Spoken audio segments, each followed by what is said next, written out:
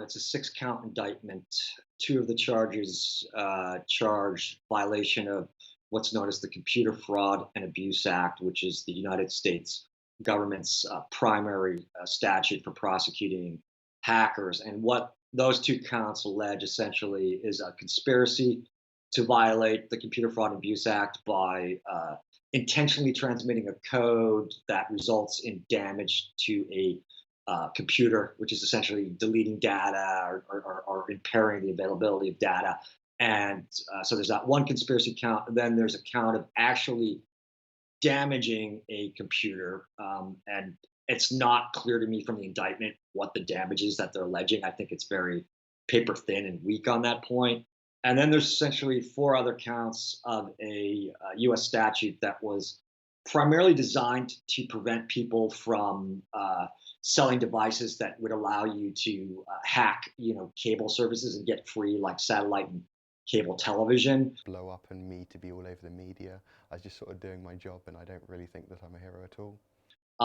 As far as I can tell, this is a fairly novel prosecution under the statute. And what they're saying is that the software that he allegedly wrote is surveillance software. And they're arguing that under the statute, it was illegal for him to advertise and sell this software, and that his unnamed co-conspirator, there's one other co-conspirator who's unnamed, presumably because they haven't arrested him yet, or her, basically went into a chat room on the dark web and sold this software for $2,000.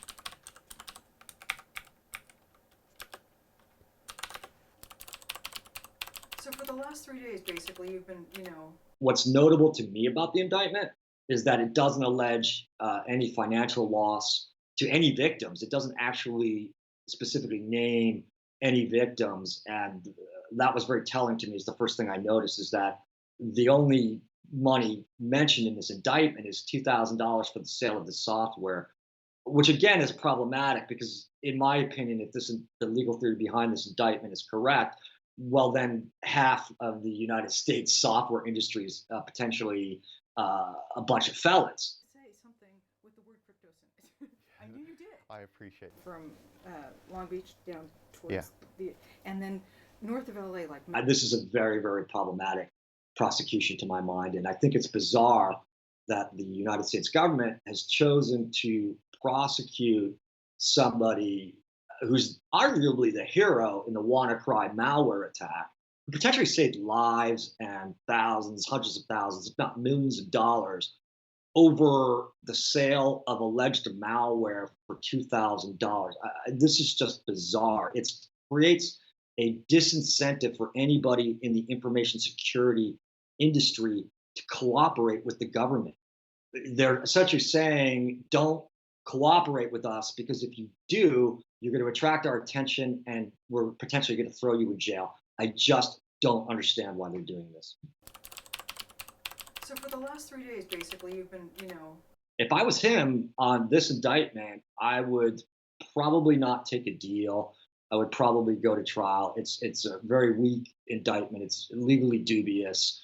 Unless there's some crazy facts out there which we don't know, and it is very early. I don't understand why the government is doing this. He's probably, unfortunately, going to be detained for a while the initial process works its way out. But I could see him deciding to go to trial. That being said, I could also understand if he took a deal, because the odds are really stacked against you in the United States criminal system. So I've had people sort of inundating me with messages thanking me, saying that I'm a hero. I mean, I sort of just registered